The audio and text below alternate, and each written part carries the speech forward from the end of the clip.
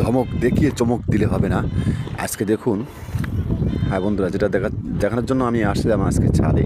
আমি ছাদে ছোট্ট একটি বাগান করার চেষ্টা করতেছি, সেটা দেখানোর জন্য আপনাদেরকে এখানে নিয়ে আসলাম।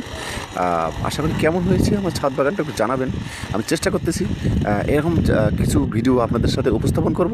আস্তে আস্তে এই পেজটাকে গ্রো করব, এই পেজটাকে বড় করব আপনাদের মাধ্যমে, আপনাদের সহযোগিতায়।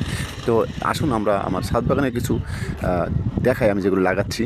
তো এখানে দেখেন, আমি একটা তুলসী গাছ লাগানো হয়েছে, আর এখানে একটা ছোট্ট ফুলের গাছ। হ্যাঁ, তো দেখাই যাচ্ছে, দেখতে পাচ্ছেন। আর এখানে এই যে আর একটা তুলসী গাছ, আর এই যে কচু গাছ লাগানো হয়েছে। আর একটা বেড তৈরি হচ্ছে। সোলারের ভিতরে কিছু মাটি, বালু, বিভিন্ন রকমের আর কি সার জাতীয় যেটা হয়, ডিমের খোসা, বিভিন্ন তরকারি কাটাকাটি যেটা বাদ দিয়ে দেয়, সেগুলো দিয়ে এখানে একটা বেড তৈরি করা হচ্ছে।